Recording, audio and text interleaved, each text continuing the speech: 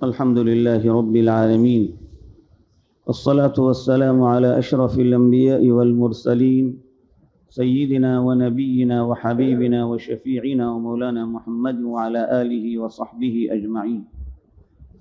أعوذ بالله من الشيطان الرجيم. يا أيها الذين آمنوا كتب عليكم الصيام كما كتب على الذين من قبلكم لعلكم تتقون.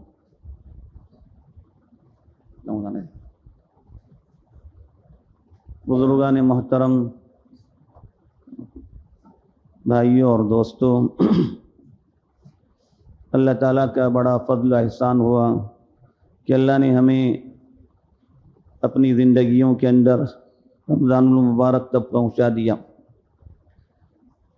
رمضان المبارک داخل بھی ہوا، اس کی ایک روزہ بھی نکل گیا، تراویح بھی ادا کی گئی.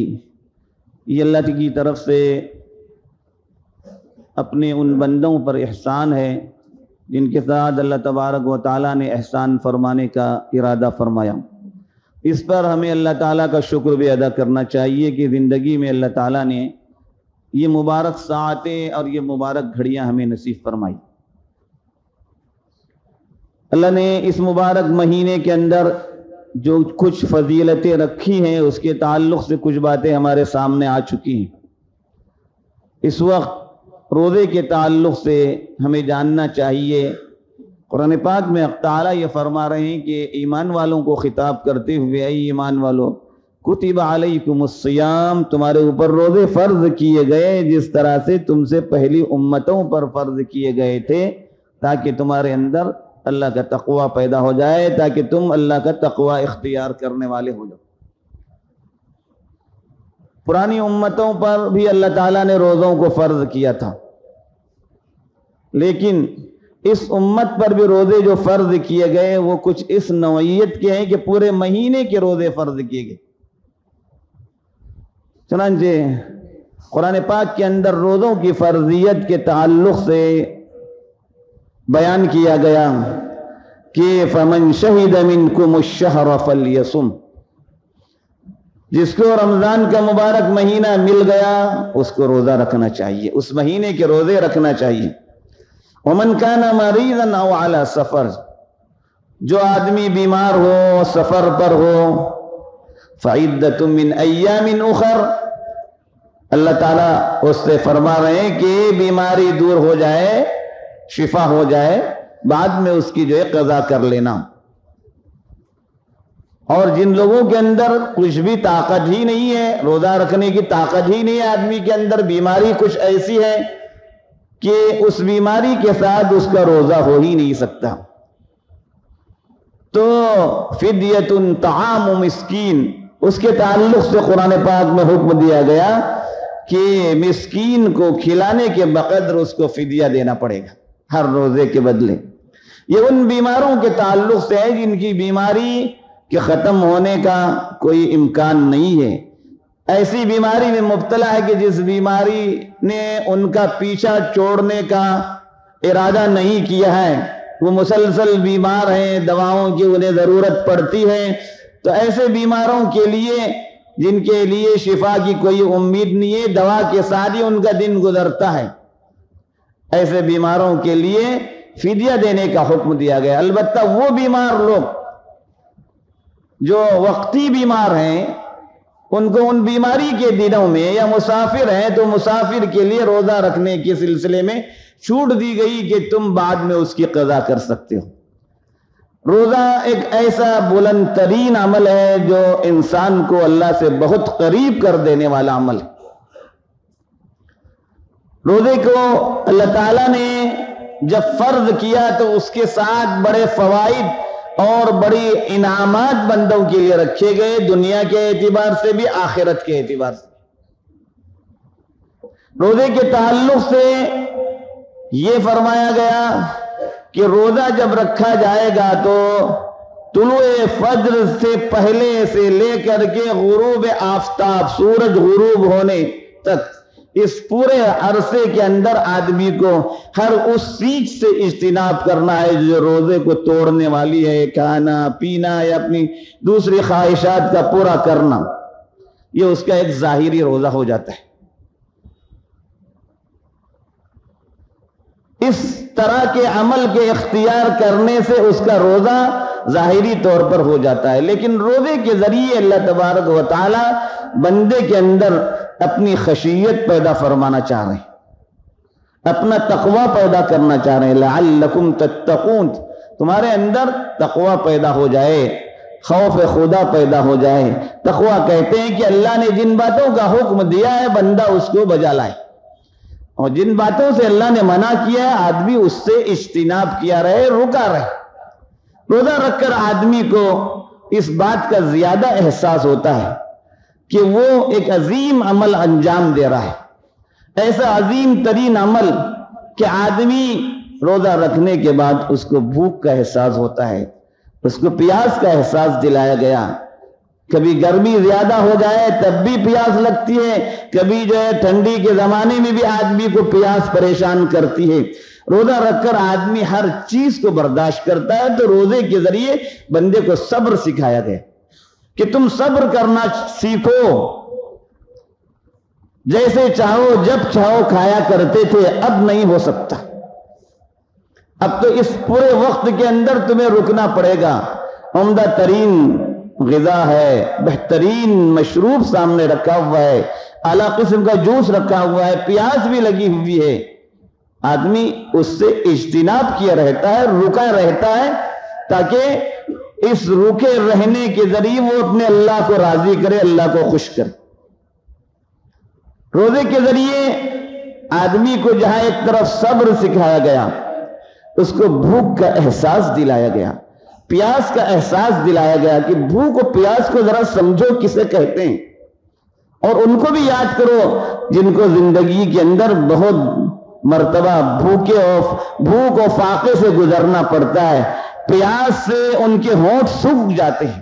آج تمہارا ہونٹ پیاس کی وجہ سے سوکھ گیا، تمہیں بھوک کا احساس ہو گیا ہے، پریشان ہو گئے ہو. ذرا ان لوگوں کو بھی یاد کرو جن کے لیے زندگی میں بار بار یہ آتا ہے، اپنی جائے اپنے پاس مال و دولت نہ ہونے کی وجہ سے، فقر و فاقے کی وجہ سے، ان غریبوں اور مسکینوں کے ساتھ اچھا رویہ کرنا سیکھ سکو، ان کی ضرورتوں کو پورا کرنا سیکھ سکو، ان ناداروں اور غریبوں کے ساتھ اچھے سلوک کے ساتھ پیش آنا تمہیں آ جائے. اللہ بندوں کو بھوکا مارنا نہیں چاہتے، ایک ایسی تربیت اس کی کرانی مقصود ہوتی ہے کہ وہ عادی بن جائے، اللہ کے حکموں پر عمل کرنے کی اس کے اندر عادت آ جائے، حکم الہی کو اپنی زندگیوں میں لانے کی اس کے اندر عادت آ جائے. اس پورے مہینے کے اندر یہ عادت بندوں کو کرائی جاتی ہے، یہ ٹریننگ بندوں کو دی جاتی ہے کہ تم ایک مہینے کے اندر یہ کام کرو گے، پھر تمہارے اندر یہ جذبہ پیدا ہو جائے گا کہ ہمیں زندگی بھر اللہ کا تقوی اختیار کرنا ہے، اللہ کے حکموں کے مطابق زندگی گزارنی ہے. جہاں صبر کرنے کی ضرورت آئے گی وہاں صبر کرنا ہے. جسمانی اعتبار سے اللہ تعالیٰ اس معدے کو خالی رکھ کر اس کو بہت سے فوائد جسمانی اعتبار سے عطا فرماتے ہیں. روزے کے ذریعے کتنی بیماریوں کا علاج ہو جاتا ہے. انسان اپنے اس معدے کو ہمیشہ بھرتا رہتا ہے، اپنے اس پیٹ کو ہمیشہ بھرتا رہتا ہے، اس کو اطمینان اور سکون کا موقع نہیں دیتا. اس معدے کو خالی رکھنے کا اس کو عادی بنایا جا رہا ہے. اس معدے کو خالی رکھ کر کے اس کو سکھایا جا رہا ہے کہ تم خود بہت سی بیماریوں پر کنٹرول کر سکتے ہو. اور اس طرح سے اللہ تبارک و تعالی بندے کو ایک طرف صبر سکھا رہے ہیں، اس کے اندر سے غرور اور کبر کو ختم کر رہے ہیں، اس کے اندر ہمدردی اور مواسات کا جذبہ پیدا کر رہے ہیں، اور اس کے اندر اللہ کی خشیت اور خوف پیدا کر رہے ہیں. بزرگوں اور بھائیوں، یہ روزہ اس قدر بلند عمل ہے کہ اس روزے پر اللہ تبارک و تعالی بندے کو اتنا اجر عطا فرماتے ہیں کہ جو بندے کی سوچ سے بھی زیادہ. فرمایا کہ الصوم لی وانا اجزی بہ، حدیث قدسی کے الفاظ ہیں. فرمایا اللہ تعالیٰ کے نبی نے کہ حق تعالیٰ فرما رہے ہیں، اللہ تعالیٰ ارشاد فرما رہے ہیں کہ روزہ بندہ میرے لیے رکھتا ہے اور اس کا بدلہ میں خود دوں گا. انسان کے اعمال پر اجر و جزا کو قرآن پاک میں بیان کیا گیا ہے کہ اس کو ایک عمل کو ملٹیپل کر کے اس کو 10 گنا دیا جاتا ہے اور ملٹیپل کر کے دیا جاتا ہے 700 گنا تک. ایک کام کا 700 تک اللہ تبارک و تعالی بدلہ دیتے. واللہ یضاعف لمن یشاء، اور اللہ جن کے لیے چاہتے ہیں اس سے بھی زیادہ اور دے دیتے. یہ اللہ کی طرف سے بندے پر کرم فرمائیاں ہوتی ہے، لیکن روزے کا کوئی اجر نہیں بتایا کہ اتنا ہی ملے گا. اللہ نے کہا میں ہوں روزے کا بدلہ، میں دوں گا آپ کو روزے کا بدلہ. اور روزے کا بدلہ اللہ تعالیٰ نے کچھ اس انداز میں فرمایا کہ روزے داروں کے لیے جنت کا ایک گیٹ مخصوص ہے، ایک دروازہ مخصوص ہے، باب الریان.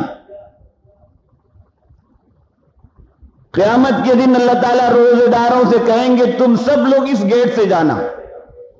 جنت کے جو 8 دروازے 8 گیٹ ہیں اس میں سے ایک گیٹ کا نام ہے باب الریان. اس گیٹ سے روزے دار داخل ہوں گے. جنت کے ایک دروازے کی چوڑائی کتنی ہے؟ اللہ کے نبی صلی اللہ علیہ وسلم نے فرمایا مکے سے لے کر یمن تک کا جو فاصلہ ہے اتنا بڑا دروازہ ہے جنت کا. جنت کا ایک گیٹ اتنا بڑا. اور جنتی روزے دار اس دروازے سے جائیں گے، بھیڑ ہوگی، اس کے باوجود وہ ان کو سبوں کو جنت میں داخل کیا جائے گا. محشر کے میدان کی گرمی اور پیاس سے آدمی پریشان ہوں گے. رئی کہتے ہیں سیرابی کو، سیراب کرنے والا. اللہ تبارک و تعالی اتنا بڑا اجر انسان کو عطا کریں گے کہ بندہ راضی ہوگا. جہنم کی آگ سے اس کو خلاصی کا سبب بنے گا، قبر کے اندر کے عذاب سے اس کے لیے بچاؤ کا سبب بنے گا. مختلف قسم کے انعامات سے اللہ تبارک و تعالی راضی ہوں گے. اللہ تعالی مالا مال کریں گے. جب اللہ راضی ہو جائے بندے سے تو پھر کیا کہنا. ایک مالک اپنے نوکر سے جب راضی ہوتا ہے، خوش ہوتا ہے، تو اس کو سب کچھ دے دیتا ہے، اس کی مرادیں پورا کرتا ہے. مالک الملک، شہنشاہ، ہد عالم، اللہ تبارک و تعالی کائنات کا مالک، تمام خزانوں کا مالک جب بندے سے راضی ہو جائے تو بندہ جو چاہے گا اس کو ملے گا. بزرگوں اور بھائیوں، روزوں پر وہ اجر اور ثواب بندے کو ملنے والا ہے. اس لیے فرمایا بغیر کسی عذر کے کسی نے ایک روزہ بھی ترک کیا. اس رمضان کی فضیلت کو دیکھیے کہ ایک روزہ بغیر کسی عذر کے آدمی نے ترک کیا ہے، چھوڑا ہے، زندگی بھر روزہ رکھ کر کے اس ثواب کو حاصل نہیں کر سکتا. رمضان کی راتیں جس قدر بابرکت ہیں، اسی طرح سے رمضان کے دن کے اوقات بھی بڑے ہی بابرکت ہیں.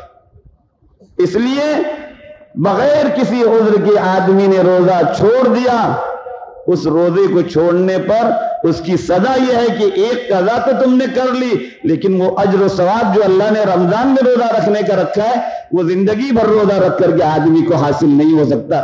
اس لیے کہ ہر سال رمضان آئے گا، وہ روزے رکھنے ہیں، پھر تمہیں رمضان کہاں ملے گا جو دن تمہارا چھوٹا ہے روزہ رکھ کر کے. روزہ رکھے بغیر تم نے جو دن چھوڑ دیا ہے رمضان کا بغیر عذر کے، اس کو تم حاصل کر ہی نہیں سکتے زندگی بھر. بزرگوں اور بھائیوں، سحری کے سلسلے میں ادب، روزے کے آداب میں یہ بتلایا کہ طلوع فجر یعنی صبح صادق سے پہلے آدمی کھانے پینے سے رکے، اور تاخیر السحور یعنی سحری میں تاخیر کی جائے، اس کے اندر برکت ہوتی ہے. اللہ کے نبی صلی اللہ علیہ وسلم نے فرمایا کہ میری امت کا یہ عمل ہے، سابقہ امتیں بہک گئی، سحری میں تاخیر کرنا یہ میری امت کا عمل ہے، اور سحری کھانا اس کے اندر برکت ہے. تسحروا فإن فی السحور برکہ، سحری کھایا کرو، سحری کے اندر برکت ہوتی. روزے کے افطاری کے سلسلے میں بھی حکم دیا، جیسے ہی سورج غروب ہو جائے، سورج غروب ہونے کے بعد مزید تاخیر نہیں، فوراً آدمی کو جو ہے افطار کرنا چاہیے، اس کے اندر بھی برکت ہے. فرمایا کہ اگر ایک کھجور میسر ہو جائے، اسی پر آدمی نے روزہ افطار کر لیا، یہ اس کے لیے برکت کا سبب ہے۔ روزے دار کو تو ثواب ملے گا۔ روزے دار سے کہا گیا کہ اگر تم نے کسی اور کا روزہ افطار کرایا، من فطر صائما، جس نے کسی روزے دار کا روزہ افطار کرایا، کان مغفرۃ لذنوبہ وعتقا لرقبتہ من النار، اس کے گناہوں کی بخشش ہوگی، اس کے لیے جہنم سے خلاصی کا سبب ہوگی، اور تیسرا یہ کہ اس کو بھی روزے دار کے برابر ثواب ملے گا۔ اس روزے دار کے ثواب میں کوئی کمی نہیں ہوگی جس کا تم نے روزہ افطار کرایا ہے، اس روزے دار کو بھی پورا ثواب ملے گا۔ تم نے اگر افطار کرایا تم کو بھی اس روزے دار کے برابر ثواب ملے گا، اور تمہارا کسی دوسرے کے روزے کا افطار کرانا یہ تمہارے لیے گناہوں کی بخشش ہے اور تمہارے لیے جہنم سے خلاصی کا سبب بنے گا۔ حضرات صحابہ نے سوال کیا کہ ہم میں سے ہر کوئی اس کی طاقت نہیں رکھتا، ہر ایک کو کہاں تک طاقت ہے گھر میں بلا کر آدمی کو دعوت کرے، کھلائے پلائے خوب؟ اللہ کے نبی صلی اللہ علیہ وسلم نے فرمایا کہ ایک کھجور تم نے کھلا دی، ایک گھونٹ دودھ پلا دیا، لسی پلا دی، ایک گھونٹ پانی پلا دیا، تم نے کسی روزے دار کا افطار صرف اس عمل سے کیا، اللہ بہت بڑے ہیں اور دینے والے ہیں۔ اللہ نے جب یہ کہا ہے تو تم کو جو ہے دیں گے اجر، تو اتنے معمولی چیز کے کھلانے پر بھی اللہ تبارک و تعالیٰ تم کو اجر و ثواب سے دیں گے۔ اور اگر تم نے پیٹ بھر کر کھلایا، سقاہ اللہ من حوضی، میرے حوض کوثر سے اللہ تبارک و تعالیٰ قیامت کے دن اس کو پلائے گا، کھلائے گا۔ بزرگوں اور بھائیوں، اتنا بلند ترین عمل ہے، تو اس بلند ترین عمل کے تعلق سے فرمایا گیا کہ روزے کو اس کے آداب کے ساتھ رکھا جائے۔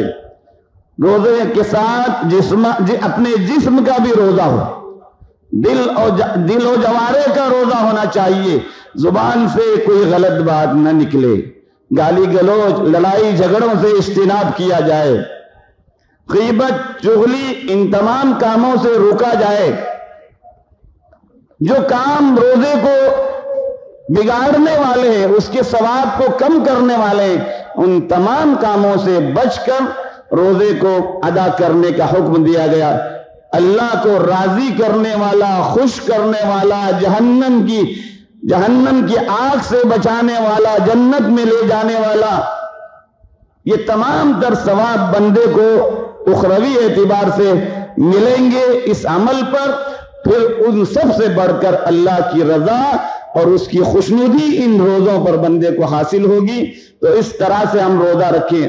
رمضان کا مبارک مہینہ آ چکا ہے، اس مبارک مہینے کے اندر کسی طرح کی کوتاہی ہم سے کمی نہ ہو، جہاں تک ہو سکے اپنے اوقات کو اللہ کی اطاعت اور بندگیوں کے کاموں میں لگایا جائے۔ اللہ سے دعا ہے کہ اللہ تعالی ہمیں ان باتوں کی صحیح سمجھ عطا فرمائے، ایمان کے ساتھ اپنے وقت پر ہمیں ایمان پر خاتمہ نصیب فرمائے، آمین۔